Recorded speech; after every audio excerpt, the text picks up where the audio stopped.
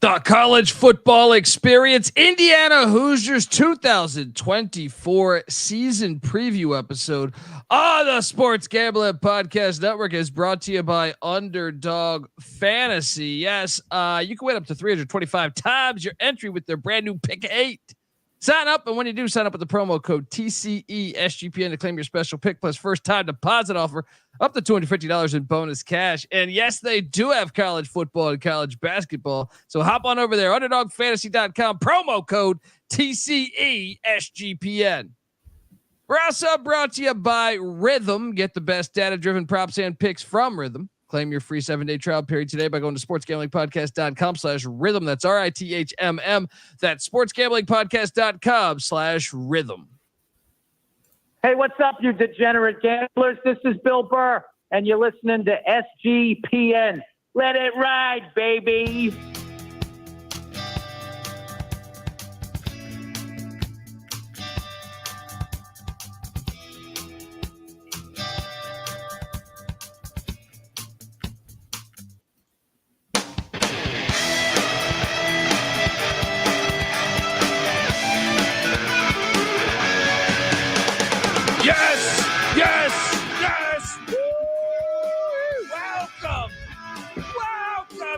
College football experience, Indiana Hoosiers 2024 season preview episode. The season is here. Well, it's when you start previewing the teams, it feels like the season's here. Yes, we're previewing all 134 college football teams, and yes, we are 8 Saturdays away from college football.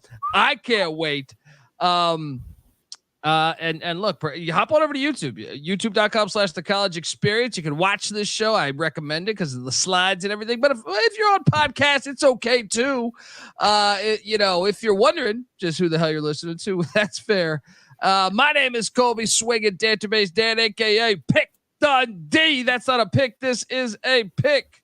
He was raised in the land down under, where a man thinks on his feet, speaks with his fists, and lives by his wits. When Dundee happened, he was a superstar. I'm probably drinking too much and celebrating too much and not sleeping. Would have killed a normal man, but no, that's gone. The medical advice I got from that was like being hit by lightning. Pretend it never happened and get on with your life. Hoosier football is coming. I like the high. We're going to talk about the high. We're going to talk about what's been wrong, but this is a sleeping giant. I will argue with all of you. I'll argue with all of you folks out there. I don't understand it. Go listen to our other previews. I say it for a few other teams, but not every team do I say that. I am joined by my co-host. Give it up for former JMU Duke defensive back, the burrito eating, sideline kiss stealing, wheeling dealing, Patty C in the place to be. Hi-oh! Up. Let's get it going. Give me that music. I thought I hit it. I thought I hit it. There we go. Cheers, brother. Shout out to Hoosier Stan and Keith Landry in the chat already talking Hoosier football. Boom. They're ready. I love to see it. Let's go. I mean, the chat, it's loading up. People are saying this is the year. I mean, you're bringing in the right kind of guy. You are. And look, I got to tell you, I must confess, the fact you're getting this type of guy, Pick Dundee, to do this episode right now, I am currently in 5th place with a DFS lineup, 1.4 points back from first place in the Canadian Football League right now. And the game's at halftime. If I have the same first half from Justin Hardy as I do in the second half, there's a strong chance of walking away at first place out of 500 people. All right. Woo. And that is a couple $1,000. So the fact you're getting me on this episode, I'm trying to watch this goddamn CFL game at the same time, and your camera looks like you're in Afghanistan. Let me make some adjustments here. Yeah, make those adjustments. And Keith Landry's right. Curt Cignetti's never had a losing season as a head coach. He was at IUPUI. He knows the state. He was at Elon. He was at James Madison and won a national championship there at James Madison. Boom. As I'm sure this guy will tell you. But let's talk about the hire. But before I do that, I want to tell you. Did he win one, or was that that was him, right? Was that Houston? That was him, right? Or was that Houston? I think that was Houston. Okay. Cignetti got close. My apologies. Folks, I want to tell you that the Indiana Hoosiers 2024 season preview episode is brought to you by, well, we're part of the Sports Gambling Podcast Network. And check out the latest episode of SGPN Stories. It's out on Patreon, and the guys do a Forensic Files deep dive on the Bobby Petrino motorcycle accident that cost him his job. Yes, I am on that episode. Yes, I might be wearing a neck brace and a Sugar Bowl hat. Plus, make sure to check out the WNBA Gambling Podcast as Terrell Furman and Scott have you started out with their red hot locks. So get on over there and cash in. Doing the Lord's work over there. Yes, and remember, as always, folks, too, let it ride. All right, we are back, and currently sweating out some action over here. But Curt Cignetti, let's talk about this. Where are you at with the hire? Like, out of the because JMU's been a factory. Let me tell you this as an East Carolina guy. We go out and get Mike Houston, who was fantastic at James Madison. And I don't want to say he's failed at East Carolina, but it hasn't been as good as I thought. If that's, certainly hasn't replicated his win total or win percentage from his days at James Madison. Withers, same thing. Yeah, when he went to Texas State and things didn't work out. So there is one of these things where it's like, where's the program ready to do this? But Cignetti, yeah, I love him just because at halftime of that basketball game when he got hired, he starts talking shit about Purdue, starts talking shit about Michigan, starts talking shit about Ohio State. And I go, I am on board. I have always wondered. It doesn't make sense to me. The sport does not make sense to me. The only thing I can think of is historically, college football has been a little corrupt. That's an understatement. But the what I mean is I don't understand how they haven't been better. And it doesn't make sense. You could say, well, they don't have a lot of in-state talent, but I'm like, wait, first off, Notre Dame's in your state. Yeah. First off, Purdue is in your state. Purdue produces a shit ton of pros. I would say Notre Dame has a slightly different recruiting pool that they're able to pull from. But they built into that Indiana Catholic school in the country. Okay. But my point is like Indiana has a passionate fan base. Even when they've been asked lately, they show up, right? Yeah.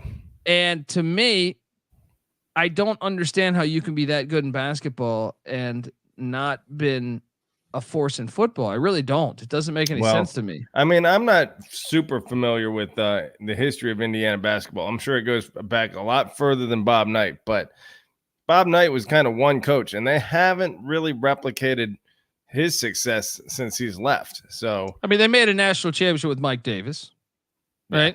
I mean, they haven't been bad, but they haven't been elite anymore as a program. So, which isn't to say I don't think they still could have that potential, but they got to figure something out with the basketball. But football, it seems like it's been a long, hard road for them for some reason.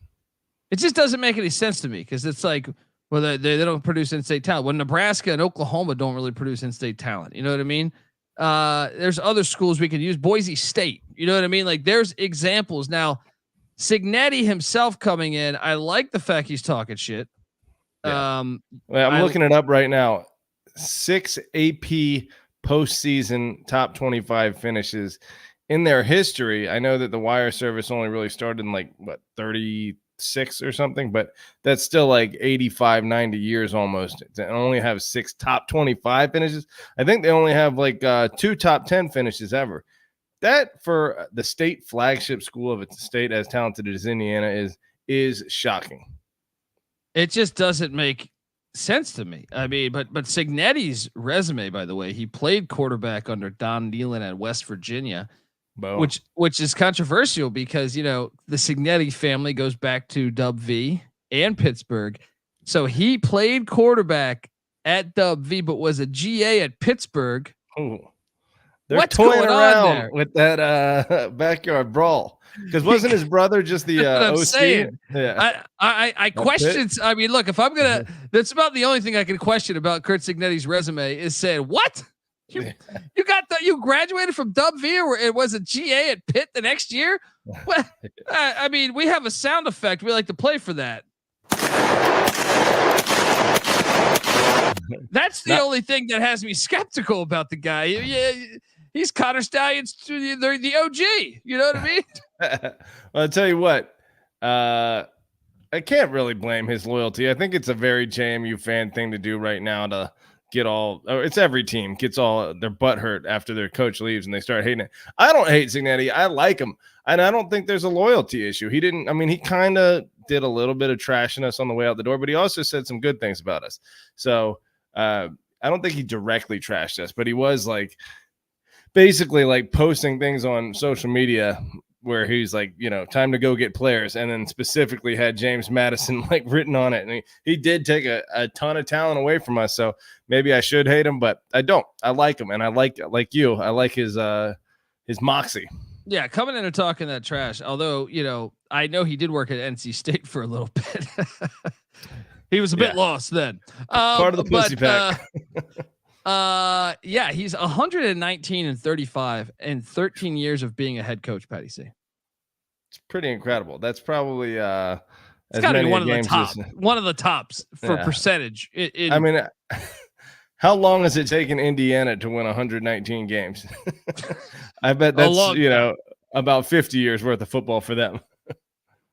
And let's talk about that too, because Indiana, they've had some tough losses. They where would you put them in the totem pole of like, do you put them above Illinois? Do you put them below? Do you put them above Purdue? Do you put them below? Do you put them above Rutgers? Do you like where are they at with you? Minnesota? Are they in there with Minnesota?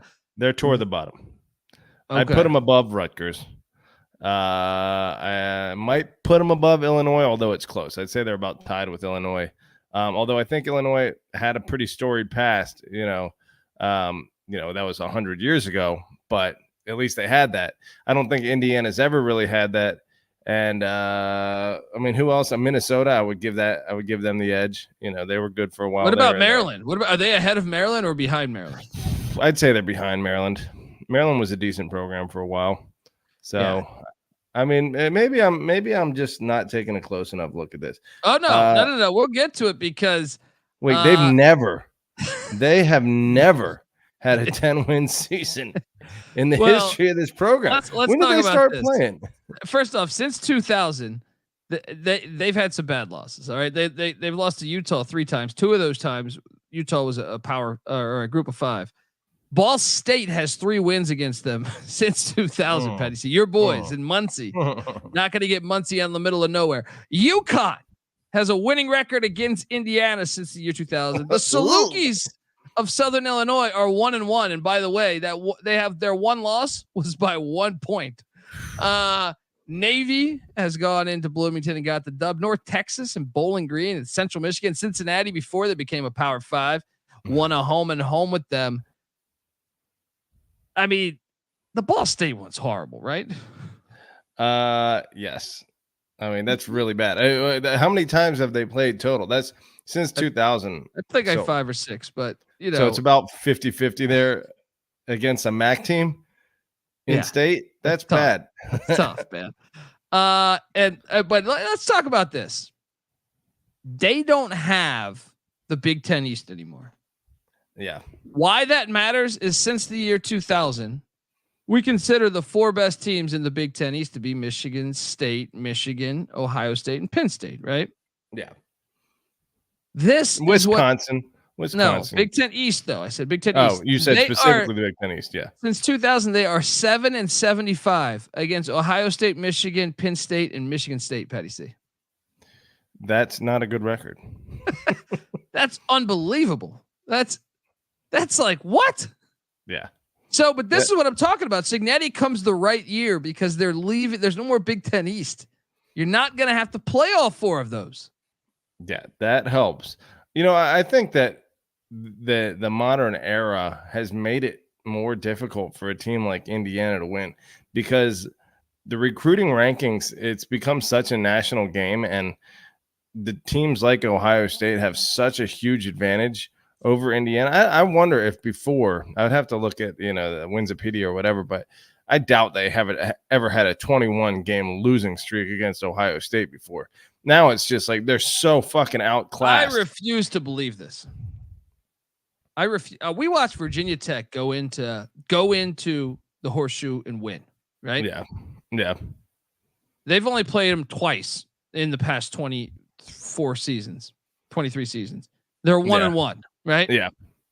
That was a 6-6 Virginia Tech. That's what I'm saying. I refuse to believe this. I refuse to believe that you can be that bad and they can be that good. I don't. Like I said this on the Illinois episode. Go listen to that. As we have the SEC and Mountain West. All those episodes are ready to go. Previews. Yeah. Baylor's record, TCU's record against Texas. I refuse to believe. I think TCU's won 7 of 10 against Texas. Now, I'm not saying Indiana should win 7 of 10 against Ohio State, but damn it, they should have some wins. They should win at least like 15%. It doesn't make any sense to me. I'm sorry. Like I understand Ohio State's a national brand, but so is Texas. All right. Fresno State gets USC sometimes. You know what I mean? Like, I don't believe that you should ever be that bad. Ohio State is now ascended to a level, though, that is almost in a class of its own, because I expect regression from Alabama. I think they've had an amazing run under Saban, but I expect them to regress a little bit. I don't think anyone's going to challenge Ohio State anytime soon. I think they have college football dead to rights. And so, well, Texas, Texas is my point. Texas has, in-state competition. I think Ohio State is you look at the recruiting rankings right now, it's like, dude, every other player of the top 30 is Ohio State. It's how the fuck is this team this talented or getting this much talent? It's because because they have Ohio to themselves. They can recruit nationally, and there's not the elite level of competition in the Big Ten as there is in the SEC across the board. So it's like, if you want to win and know you're going to win, Ohio State is where you go. Hang on. I want to talk about that. But I want to tell you the college football experience is brought to you by Underdog Fantasy. Pick 8's now live. Create entries with up to 8 picks, and Underdog will automatically double flex entries so you can miss up to 2 picks and still win your entry with more picks to make and extra ways to win. The excitement is higher than ever. The best part, you can win up to 325 times your original amount. And that you can now use specials on Boost on all flexed entries. So don't miss your chance to try it out before it's gone. Plus, if you're already a user, deposit between now and UFC 303 for a 10% bonus in cash. So sign up. And when you do, sign up with the promo code TCESGPN to claim your special pick plus first time deposit offer of up to $250 in bonus cash. Yes, they do have college football and college basketball, and I think you can get real good edges there. UnderdogFantasy.com, promo code TCESGPN. We're also brought to you by Circa Survivor and Circa Millions. Circa Sports is back with Circa Survivor and Circa Millions, giving away $16 million in guaranteed prizes.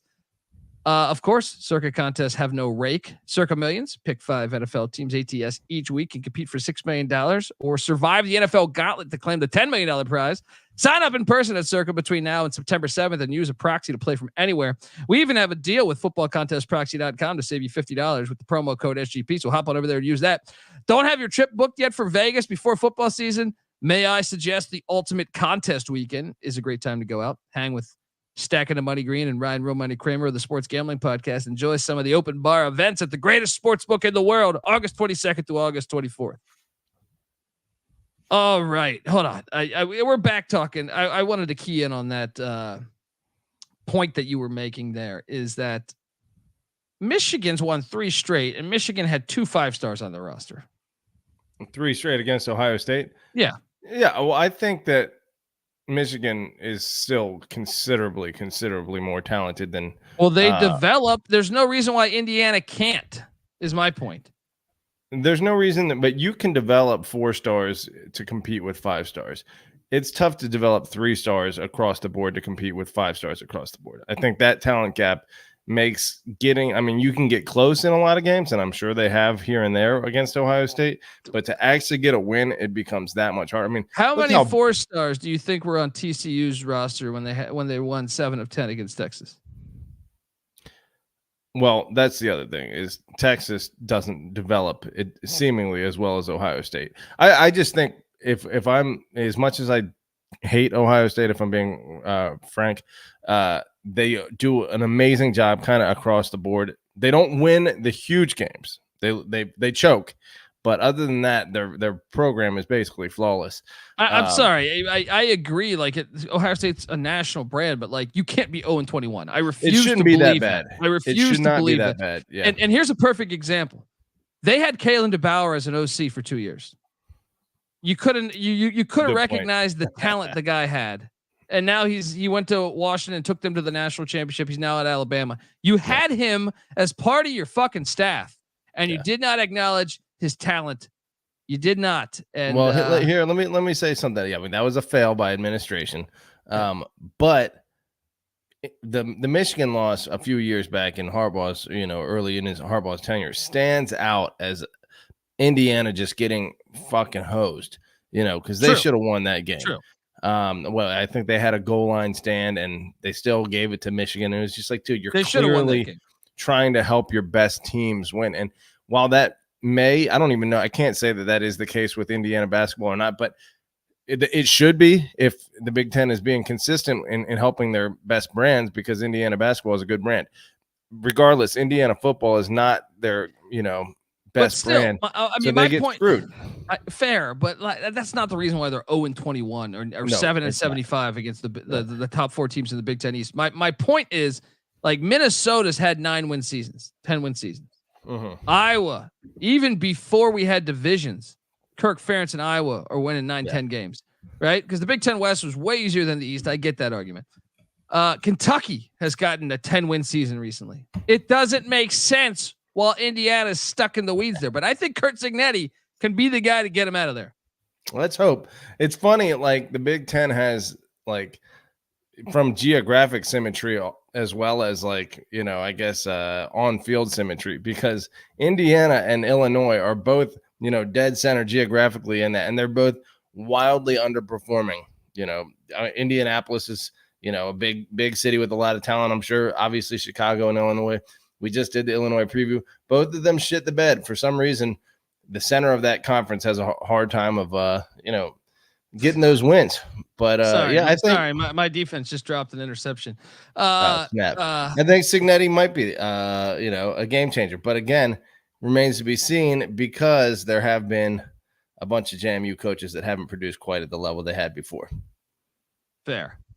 I just can't believe. I'm sorry. Let's check out the CFL gambling podcast, because I just like that could be me with thousands of dollars right there if you pick that off. Was that one of your rostered players? So I have 2 guys. I have a wide receiver, and I have the Hamilton Ticats defense, and just a perfectly thrown pass right to the defense. Dropped. Colby is watching his. The sweat is real, man. It's the final game of the weekend. Like, I have only like 20 minutes left, 30 minutes left, and I could be walking away with thousands of dollars. This is Colby Dan at his best right now, deep into a gambling situation in the middle of a podcast. You got to intercept that thing off. Come on. Look, let's talk about the offense from a year ago. Tom Allen's gone. He's now at Penn State, defensive coordinator there at Penn State. They were not very good. 103rd in scoring per game, 22.2 points per game, 9th in the Big Ten. They were 99th in yards, 332.8 yards per game, 8th best in the Big Ten. 82nd in passing, 212.8 yards per game, 7th best in the Big Ten. 100th in rushing, 120.1 yards per game, 11th in the Big Ten. What the hell? 100th in rushing. Go back. I watched a Trent Green game recently when he was at Indiana, where they were running the option with Trent Green. Fucking hilarious. He's got more wheel. He had more of a motor than you realize back then. He had a little bit of wheels. But still not the guy you imagine running your option. I guarantee you they were better than the 100th in the nation rushing the ball. Where's Alex Smith and Anthony Thompson, damn it? All right. They only have 3 returning starters, Patty C. Wide receiver Donaven McCulley and 2 offensive linemen, Carter Smith at the left tackle spot and Matt Katic at the center spot. Now that is confusing because if you listen to our friend Phil Steele, shout out to Phil Steele, he'll be on the show in a couple weeks probably. He is every year normally, but he has as 10 returning starters because he counts the transfers that started, which is fair. You could argue that, but they have a shit ton of transfers. Yeah. Let's get to it. But before we get to those transfers, I want to tell you that the Indiana Hoosier 2024 season preview episode on the College Football Experience is brought to you by Rhythm. If you're betting on player props, then you need to download Rhythm. Rhythm is the go-to sports betting tool that transforms complex data into actionable insights, empowering bettors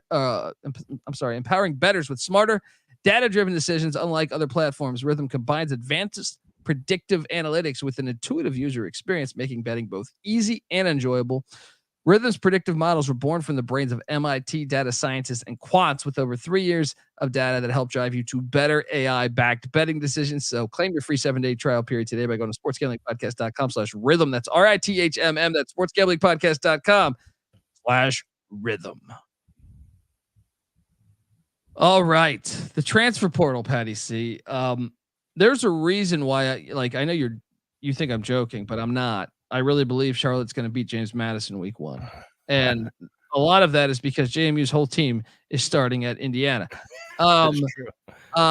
Wait, you missed, you went one too far. Let's go back to the, my bad. Wait, did I skip there? Did I fuck this up? I don't know. You might've missed the transfers. Hang on. Look, let's talk about what left first. Okay. Cause anytime these days when you get a just to me a coaching change, you're gonna have it's almost like a pain for us to do the podcast in a way. Yeah.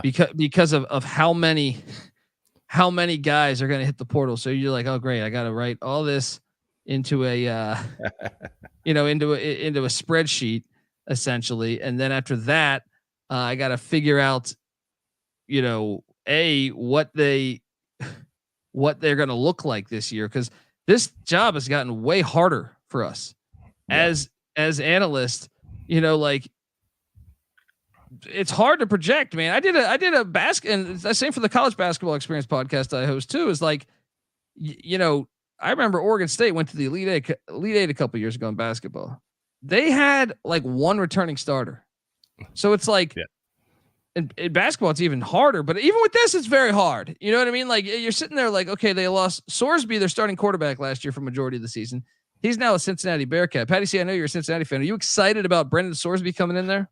I'm not, but I will say this. He has been statistically better than most of the recent quarterbacks they had, including Michael Penix back in 2021 with 4 touchdowns and 7 interceptions. The next year, Bazelak had 13 touchdowns and 10 interceptions. And then last year, Sorsby had 15 touchdowns, 5 interceptions. So,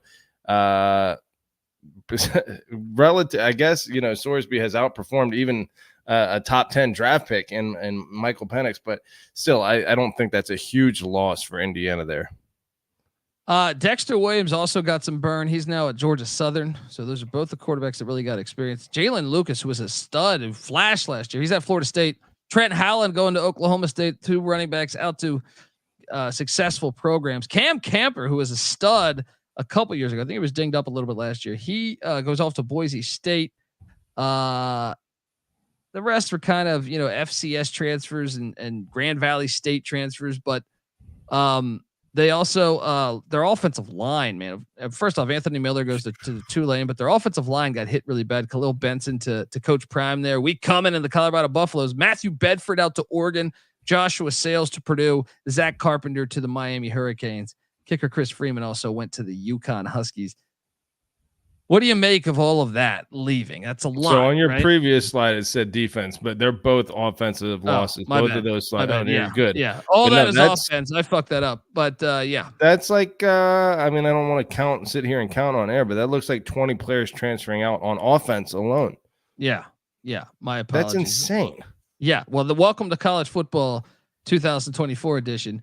Now they did go out and they added some guys. Kurtis Rourke, and these are the breaks. Now, Kurtis Rourke is his brother Nathan Rourke, obviously playing for the New York Giants right now, but hell of a good quarterback. Now he's coming off of an injury though, but we'll see, because this is a guy that I think is extremely talented, and they brought in some guys. I mean, Justin Ellison at Wake Forest is good. Elijah Green from North Carolina, and then every running back that played for JMU last year, Kaelon Black, Ty'Son. Dude, they got some dudes. Some dudes. Ty'Son Lawton, Solomon Van Horst, all from JMU. Then they got JMU's best wideout, Elijah Surratt, as well as their starting tight end, Zach Horton.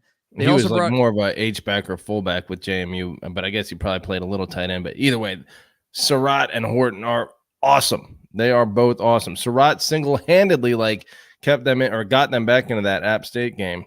It's like big.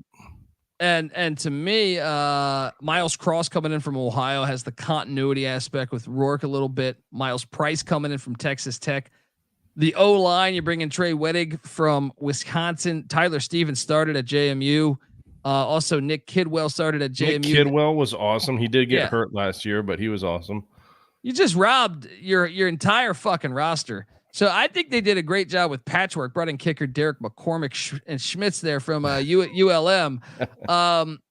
They did a good job to me in bringing in a lot of guys he's familiar with. Now the defensive side of the ball, they were 98th in scoring a year ago, and that was Tom Allen's forte. Now, to be fair, they were rated in the portal, I feel like, the year prior. Like, they were a good defense. They had some good years with Tom Allen. I think he's a good football coach. 98th in scoring per game, 29.9 points per game. That was 13th in the Big Ten. 85th in yards. That was dead last in the Big Ten. 86th in pass defense. That was third to last in the Big Ten. 80th in rushing defense. Second to last in the Big Ten. Those numbers are horrible, Patty C. Yeah. But out with the old, in with the new. Bryant Haynes comes in as the defensive coordinator, and that has been the strength of the Dukes for, under Cignetti, including that, top 3 rushing defense. And life's about timing. Life's about timing because, like I said, getting away from the Big Ten East. Sorry, Tim White, you motherfucker. Stop catching balls. Getting away from the Big Ten East, I think you can breathe a little bit. So, they return one starter on defense, Linnell Carr at the defensive end spot. They do bring back their punter, James Evans. What are we supposed to do with this team? That's the extent of it. You have to use the punter as a defensive starter to They got James Evans. He's known for the coffin corner. I don't know. Look, they lost a bunch of good guys. Philip Bleedy is a stud. He's now starting at Auburn. Anthony Jones goes to Michigan State. Nick James to Pitt and Pat Narduzzi. Memphis came in and raided a bunch. Patrick Lucas, Daryl Minor going to Memphis. A few other guys in the secondary. Kobe Minor as well. Jordan Greer going to Memphis. Lewis Moore going to Ole Miss. Jordan Shaw to Arizona. They got hit. All right. There's Memphis no other way in. Yeah. Memphis went in, and then this is the way the shit is these days. Look at JMU here. Your entire defense is now at Indiana. So they went out and they added Andrew Daepi from Michigan State, Tyreek Tucker from JMU, CJ West from Kent State, James Carpenter from JMU, Michael Kamara from JMU. They got a JUCO guy, Bond Pearson, Aiden Fisher, the top tackler a year ago for JMU, Jalen Walker from JMU at the linebacker spot, D'Angelo Pons from JMU at the cornerback spot. One. Yeah, I mean, all of them were huge, dude. Go look at JMU stats. You're just sitting there like their whole team is now at Indiana. DJ Warnell, a safety, comes in from Arizona. A couple ODU guys, Terry Jones and Sean Asbury coming in the secondary. Najee Logan coming over from UMass. Patty C. I mean, how are you confident JMU's going to be good when you see their entire team starting at Indiana?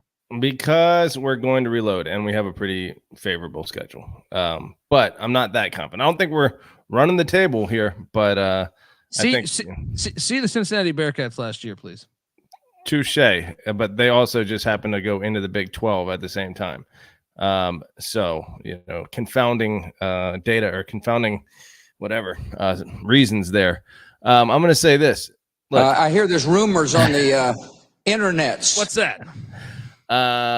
It does make me more confident for Indiana, though. Well, I don't know what's going to happen with JMU. I think Indiana's in a pretty good place because those were, effective. I don't know if the basically number 2 rush defense in the country is misleading, because I think a lot of teams that's what JMU had, right? Yeah. A lot of teams had to play catch up, and so they were throwing the ball around, and that probably helped the rush defense's numbers, because JMU's pass defense was pretty mediocre.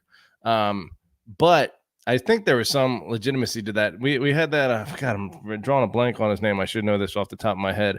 The defensive lineman who was a national defensive player of the year candidate before he got hurt. I know who you're talking about. He was leading the nation in sacks. He was leading the nation in sacks. Why do I want to say Jalen Stokes? But it's not. It's not. I forget his name. He was awesome, but then he got hurt, right? But either way, I think, with and without him, JMU had a great defense. And I think Bryant Haynes is the architect of that. So I expect at the very least the defense to be pretty good. And then you bring in all that talent. And I think Kurtis Rourke, I don't know if we've talked about him enough, but he's freaking proven commodity too. Oh, I think he's a damn good quarterback. The question is how healthy will he be at the beginning of the year? He had a season-ending injury last year, but I do think he's a damn good quarterback. He's probably the best. Well, they had Michael Penix too. That's what I mean, though. How the fuck were they not better? Although I feel like Penix probably developed considerably over the next couple of years. That was a DeBauer thing, though. When DeBauer left, I thought his production went down, and that's when he transfers to Washington. Okay, yeah, I didn't look at his previous stats, but yeah, I'm sure they were much better. Yeah, they should have been better, but according to you, they were better with DeBauer. So maybe it is just like whoever took over. Went 6-2. And they probably should have made the playoff that year. Remember when they built up Indiana? That was great. We're gonna play a 5-game season, but let's that Ohio State win against Indiana puts them in. I mean, when you consider that as part of their team history, as one of their AP postseason top 25 finishes, that means they have even less. I was mistaken. They have 5 all time, but only 4 with complete seasons being played. So,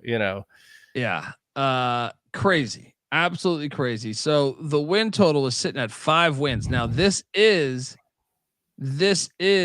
juiced towards the over, believe it or not. So Vegas leans to a 6-6 season. It's -135 on the over, +115 on the under. Vegas is slightly leaning to a 6-6 season. Which would be a bowl. Yeah, that is impressive. An impressive vote of confidence from the AP or from Vegas on Curt Cignetti's abilities there. Well, like I said, I really believe life's about timing, and the fact they're getting out of the Big Ten East is huge. It's absolutely huge. That said, on this schedule, we still have a couple, like 3 of those teams. So true. They're plus 20,000 there to win the Big Ten, plus 100,000 to win the national championship. Okay. Don't need to talk about those. You would lean over though blindly without looking at the schedule? No, I would not. As much as I like Curt Cignetti and I'm rooting for him. No, another dropped interception by my team. What in the fuck, man? Anyway, well, you know what helps is when your non-con is Florida International, Western Illinois, and Charlotte. That does help. If you're not familiar, Florida International, pretty horrible. They're kind of like an FCS team. Western Illinois is a bad FCS team by definition. And Charlotte is a program that's 14 years old. They're not very good. But I have high aspirations for what Biff Pochi's building at Charlotte. But Patty C, I think they're going to be I got them 2-0 out the gate against Florida International, Western Illinois. How about you? Yes. Agreed. And then they take a trip to the Rose Bowl to take on. I had this as a loss when Chip Kelly was there, but he left. And now they went kind of cheap on the hire. Now maybe it works out, maybe it doesn't. Deshaun Foster coming in, former Bruin running back. Good time to catch him. I favor Indiana, man. I don't. Not at all. I don't think UCLA has any talent left. I think they're a mess right now. I think UCLA is a program that I feel like just keeps the talent level at a pretty decently high level. I mean, if we're talking about talent, Indiana hasn't had 2 guys drafted in a draft since 2018.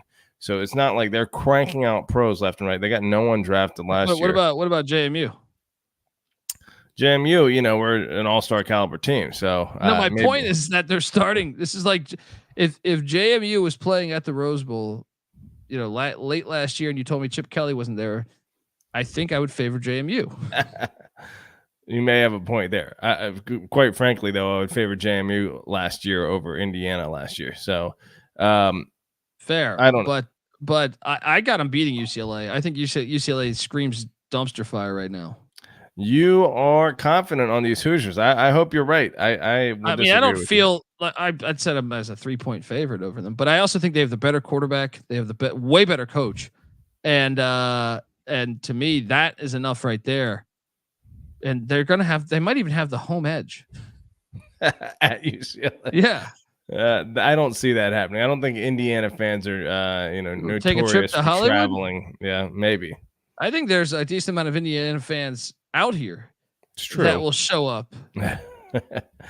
So yeah. I mean, if you look at Los Angeles Rams and Chargers, especially Chargers games, you can count on the opposing team having more fans in the stands. It's probably a similar situation at UCLA. I mean, shit, we were at the LSU game a couple years back, and that was certainly the case. Was at the Colorado game too. I feel like there was 50, plenty of Colorado fans. Yeah, even the bad teams. I got them 3-0. So you got them 2-1. Then I got them hosting the Charlotte 49ers. I got them 4-0. But I'll put it like this: they have Charlotte, Maryland, and Northwestern next. Dude, they could be 6-0 to start their season. I actually have them at 5-1 to start the season. I have them at 3-3. We see a different team, dude. Northwestern is playing at this park where they don't even have fans. They might get one of those. They might get one between Maryland and Northwestern. I do have them beating Charlotte at home. I think Maryland and Northwestern both were way better teams last year. And then you're talking about a complaint. But Maryland lost a ton, dude. They did. They lost Tulia, which is like a 7-year starting quarterback. Yeah, maybe Maryland might regress. That would probably be the one. I don't necessarily see them going into Northwestern and getting a win. I don't think home field advantage was the reason that Northwestern was winning their games before. I think it was because they're a decent and a solid football program. Oh man, I would push back on you, man. When you look at what Northwestern did, they had a 2-point win against Illinois, a one, like how many 1-score game wins did they have? It was Purdue, Iowa, Maryland, Nebraska. No, not Nebraska. Howard. They beat Howard 23-20. You know what I mean? That record is probably deceiving. That's what I'm saying. And you see it all the time with Northwestern, where they have a good year and the next year they're 1-11. You know what I mean? So I'll join you. I'll go 4-2. I'm not going 5-1. I got them 5-1. Let's go. After the bye, they are home to Nebraska. That's a big one. I think it's I think it's a winnable game. I mean, that's essentially, there's a couple more that are winnable. I'll put it like this: between Nebraska and Washington, I got them winning 1. I got them 6-2. Both Nebraska and Washington are much better teams. I don't care if Nebraska sucked last year. I still, from an eye test standpoint, see them as a much better team than Indiana. Maybe I'm wrong. Maybe I'm just buying into the name. Do I need to? No, that didn't happen last year. I was looking. I'm sorry. They're going to win one of those. Washington's not any. They have like 2 players on their whole roster back. Again, I hope you're right, but I disagree with you. Yeah. See, I think you're stuck in the old ways here, buddy. This transfer portal thing. So I have them hitting the over by Halloween. I mean. Bold. Call me crazy. I would not even be that shocked, Patty C. You ready for this? Yeah. I would not even be that shocked if they were 8-0. You are drinking some Kool-Aid over there, buddy. In my opinion, I don't even know what games they'll be underdogs in. Because I think they are Indiana. I understand that, but they're out of the Big Ten East. And we've seen We've seen Minnesota have 9 and 10 win seasons. Michigan State and Ohio State. Not by Halloween. Not by Halloween. That's true. They have a team that just played the national championship before Halloween. No one's on that team. Like, I expect Washington to be a 5-7 team this year. I mean, yes, things happen. I don't know how much. Like, you use Cincinnati as an example of why, losing a lot of talent can result in a drastic decrease in your win total. I guess I don't even know if TCU did lose a ton of talent. I think they just lost their quarterback, which might even be add to your argument. Quentin Johnson got drafted by the Chargers, and I think you're right that Washington will probably be greatly depleted, but you're talking about Indiana versus Washington last year. Like, how much? No, you're talking about James Madison against Washington, in my opinion. And that's what I mean about the portal these days. Yeah. When you bring in your whole team. Now, Jed Fish didn't bring in that many people from Arizona. Surprisingly, they stayed. So I think that is a much bigger project. Lance Leipold is a pretty good example of how you can. I mean, but it took him 2 years, kind of. Yeah. But he also was taken in Buffalo to the Big 12. Yeah, you know what I mean? That's true. And I don't think he took as many guys over. I mean, the one thing that he took so many guys that they're bringing not only like continuity and system knowledge, they're bringing culture. They're bringing an entire culture over.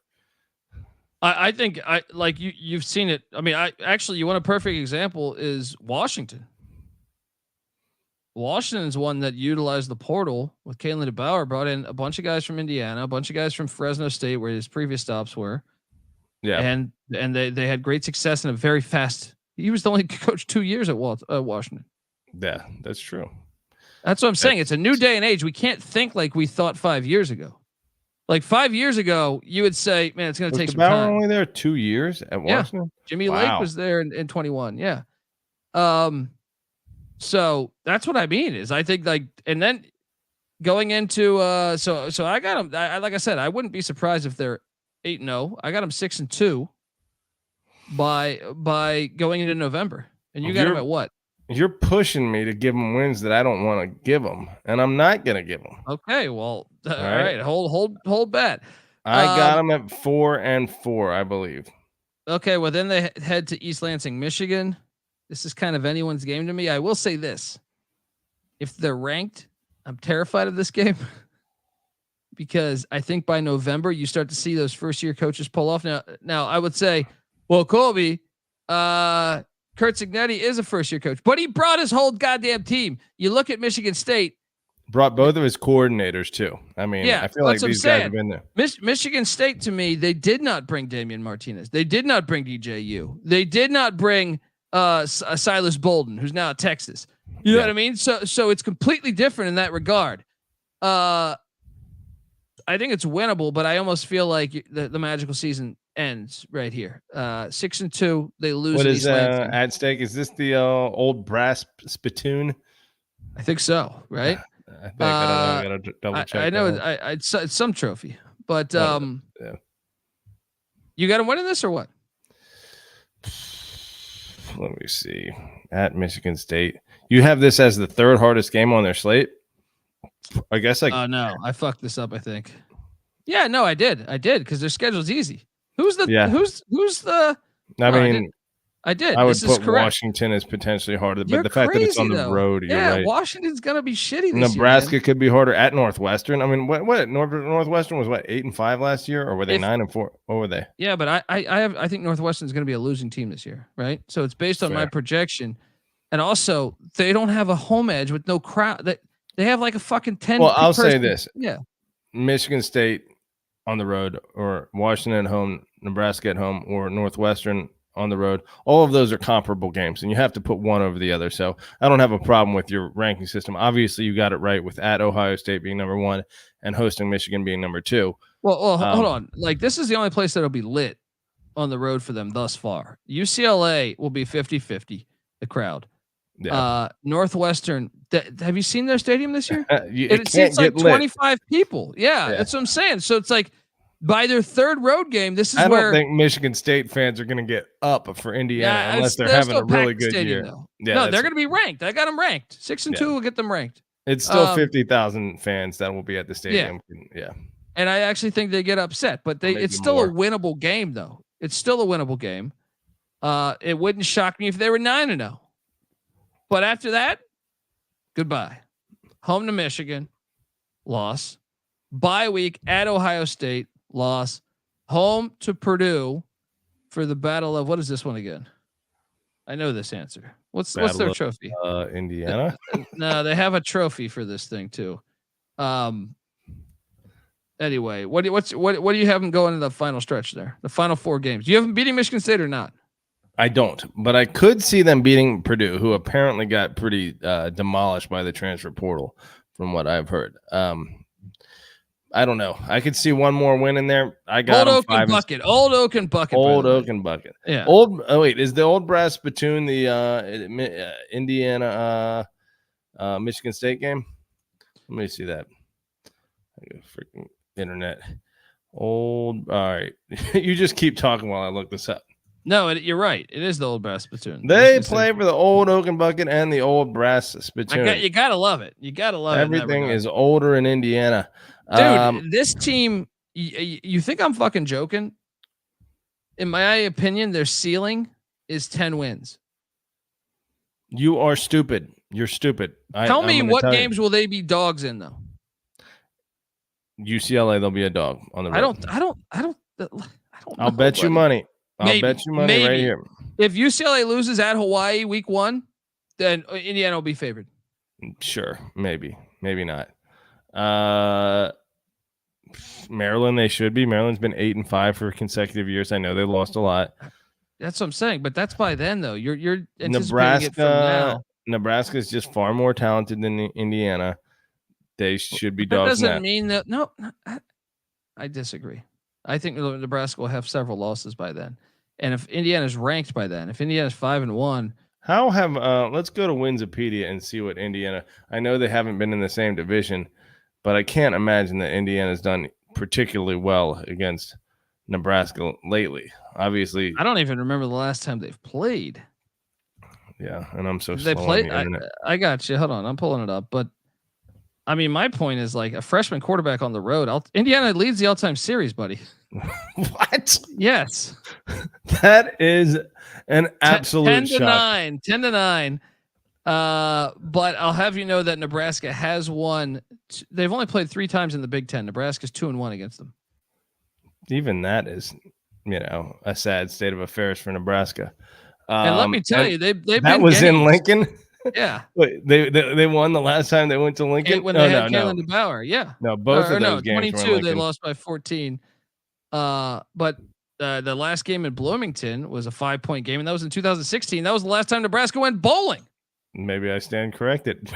That's what I'm saying. I think Indiana is. I think you're living in this time machine where we're basing it on college football 5 years ago. The sport is nothing even close to what it was 5 years ago. And that's true. I mean, it's hard to understand and put stock in. We just don't have enough experience, seeing teams completely turn over.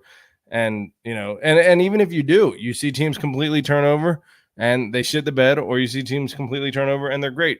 It's like you said, it makes our job almost impossible to be accurate with these preseason. TCU went 5-7. Coming off of a 5-7 year, they went to the national championship game. Yeah. Right. Washington. And then went 5-7 again. Yeah, exactly. Washington. Now they had DeBauer for 2 years, but do you remember 2021 under Jimmy Lake? They lost to an FCS team at home, just to give you an idea.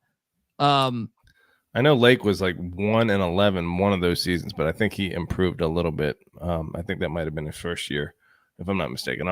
Look, I got it right in front of me right now. So they are 4-8 in 2021, right? Yeah. With losses to Montana in the FCS. And yeah, their only wins were Arizona, Stanford, Cal, and Arkansas State. The next year, Kaelon DeBauer comes in and goes 11-2 with both losses being by a combined 15 points. Did DeBoer, whatever it is, bring in a lot of Fresno talent? Yeah, he brought Penix in from Indiana. He brought in, I think, a few guys from Indiana, and then he brought in a couple guys from Fresno. But he also was able to pull from two different teams. Yeah, he also brought in Dylan Johnson from Mississippi State at the running back spot. And they had some guys there. But I'll say this. I do think, having watched JMU closely last year, they have a couple dudes that he was able to get, specifically Horton, Surratt, and Kidwell, and really specifically Surratt, that makes this team all of a sudden kind of decent. And then you bring in Rourke from Ohio. If these pieces gel, they could. You ready for this? This is a lock over 5 wins. I will lock this. Wow. Oh, I hope you're right. It's the best schedule they've had in fucking 40 years. There's no one good on this schedule except Michigan and Ohio State. Well, if they gel early and they get some wins early and they get some momentum and then crank out some of these 50-50 games in the middle of their schedule, I mean, they're getting fucked up at the end of their schedule. That's what's going to happen, obviously. I had 2 teams. Michigan State, I gave that a loss because I was searching for a loss. They are better, in my opinion, on paper right now than Michigan State for this year. Michigan State starting a freshman quarterback, a redshirt freshman quarterback. I think you may have gone overboard in overvaluing transfer portal rankings and not, giving enough credit to the fact that recruiting rankings still matter. They're still a factor here. They don't really matter that much anymore. You're wrong. I mean, if you look at the national championship game had 2 teams with a total of 3 5-stars, and Washington had 0. Washington had 0. And Georgia just happened to hang 63 or 65 points in a bowl game against an undefeated team. If you're claiming that, you're fucking. I'm not claiming the team that should have fucking won the national championship 3 years in a row with the #1 recruiting class every fucking year, and Alabama being the other one. But to use the Florida State one is cheap. That is cheap. Okay. Florida State started a fucking third-string quarterback. Too. Yeah, even without those players gone. Okay, well, we didn't see that. We also thought Texas would beat Washington. They were favorites. We also thought Michigan. We also thought Michigan would beat TCU. There's a reason why you play the fucking games. Okay, well, Michigan is still significantly talented. They're a top 15 recruiting team. It's not like that team lost to TCU, and they never even had the lead in that game. Okay, well, good. Teams can pop up and have great years, but if you're looking at consistent trends and not, the further we step away from it, the more that like that ruling in West Virginia, but this past December, where players can transfer every fucking time. I think recruiting rankings in the future are going to mean less and less and less. And I think they mean a significantly amount less than they did before, but I still think they factor. They're what you build your program on. They're still half your team. No, I disagree. I would love to see how many players stay all 4 or 5 years. Yeah. I mean, I'm under the opinion that as of right now, and especially with this ruling going forward, you're only going to have 10% of your roster that stays. Well, if that's the case, then you are right. Then recruiting really doesn't mean that much. I think if you study a couple programs in college football this year, they're telling you that. Well, the likes of Clemson, which may or may not be a feather in my cap, but certainly the likes of Georgia, they don't utilize the recruit or the transfer portal super frequently because they recruit at a high enough level that they don't have to. So Michigan State, I think, recruits at a much higher level than Indiana, and I think that base of talent makes them on a different talent level. I think these players even it out, but I still think that Michigan State should be favored in that game easily. No way. No fucking way.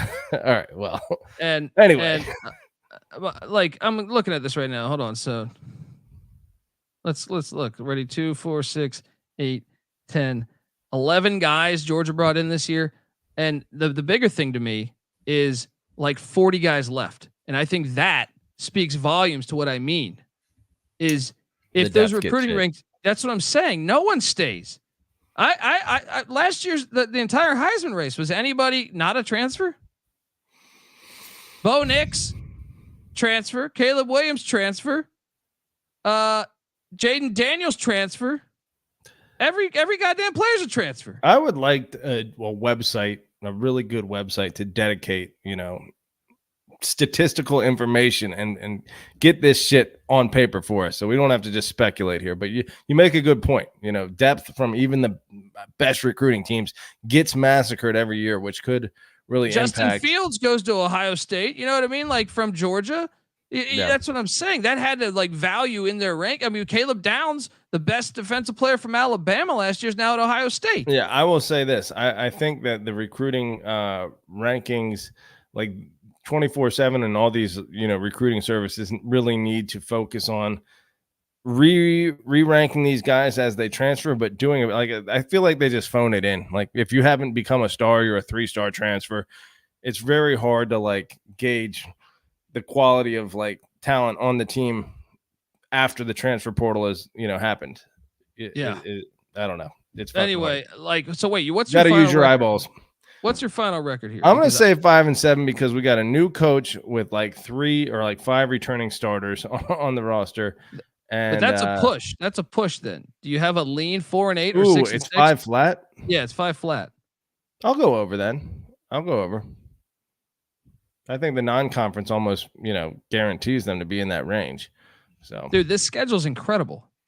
I actually think, and I want to make a note to remind you of this, because I think there's a shot they could be favored. UCLA by the time UCLA plays that game, but let's say, I'll even hear that out as UCLA is a 3-point favorite. But if you're giving them that, then I have to say, by then, I fully expect them to be favored in Maryland, Northwestern, and Nebraska, one of them, at least 1 to 2 of them. You know what I mean? I don't think Northwestern's going to they had too many close wins last year. And we've seen this from so many great Northwestern teams. They went to the Big Ten championship the next year later, they're 1-11. So I refuse to just believe that they're this fucking machine. And then I feel pretty decent that Indiana will be favored against Washington. I mean, you're going out on a limb if you're asking me, but we shall see. Either way, I thought it was 5.5, but if it's 5, I think you're right. I think they're going to be able to get at least 2 wins in that, conference slate, and the likelihood that they only get 1 versus the likelihood that they get 3, I'm going to lean that they get that 3rd one. So I think the over is a decent play. Biff Poggi could upset him, though. That game scares me a little bit. Come back from L.A. and Poggi comes into your fucking town, and Cignetti thought he could run from him by leaving JMU because JMU opens up with Poggi. He goes to Indiana and didn't realize that Poggi's on the schedule there. Watch out, folks. Look, I'm on the over. I like it a lot. Because I even think, let's play devil's advocate. Let's have them lose at UCLA. I think your wins are still then. Let's have them lose to UCLA and Maryland. Florida International 1, Western Illinois 2, Charlotte 3, Northwestern 4 for me. I think Nebraska and Washington could be 5 and 6 for you, or Michigan State and Purdue 5 and 6. It's a great schedule. I'm in. Lock up the over. Patty C's on the over too. No lock, but I'm locking this over. Subscribe to the College Football Experience. We're previewing all the Big Ten right now. An hour dedicated to every single team in the land. We've already done the Mountain West and the SEC. So check it out all week. Benedict Danto, get with me. Let's preview the Terps. Send me that DM on Twitter at the Colby D. Patty C's on Twitter at Patty C831. The College Football Experience is on Twitter at TCE on SGPN. So yeah, check it all out. YouTube.com/the College Experience. Get on over, hit that like and subscribe button. Also, iTunes 5-star review. Do it. Check out the Stadium Heads podcast too that I do with Michael Barker. It's going to be going live in about an hour and a half here. So do that. And yeah, we've already talked about Memorial Stadium there in Bloomington. Check out the Big Ten preview. Tonight is the AAC. Also check out the FCS College Football Experience for a Western Illinois deep dive. Or maybe you're an Indiana State Sycamore fan. All right, we got you covered. Or maybe you're a Butler Bulldog fan. We got you covered on the FCS College Football Experience. Tell you what, also, what's that? I'm getting excited for FCS. There's a little part of me that is naturally gravitating toward old school football where money isn't such a big factor of it. So I'm going to be dialed into FCS. Let's go. Dial into that. Also check out the Big 12 College Experience if you're a Big 12 guy, and the College Baseball Experience. Indiana had a decent season this year. Check out the College Baseball Experience. College Basketball Experience. All off season we've been nailing things, coaching interviews. Go check out the College Basketball Experience. Moneyline Mac, myself, Noah Beanick. When the season goes live, we're breaking down every single night of action, talking Mike Woodson, talking Hoosier basketball. Nothing like Assembly Hall. Get on over there. Check out the Colby and I were Hoosiers on our third grade basketball team. And we dominated. Just like Indiana's done. Indiana's done great in the portal and basketball too. So watch out for these Hoosiers. They're coming. Check out the Sports Gambling Podcast. Get the SGPN app as well. Free to download in the App Store and Google Play Store. Good round, you're celebrating with Bobby your Knight. appetite. Bad round, you're using your appetite to forget about the round. I'll tell you something about appetite. It's a real fucking great thing to have. It is a great thing to have, Coach Knight, and may you rest easy. All right, folks, we're both on the over. I'm locking it up. This is the College Football Experience, Indiana Hoosier style. You better start thinking about yours, and we out of here. Run and shoot. We can really run and shoot. And the whole team's looking and the whole world's looking with the gamblers. Run and shoot.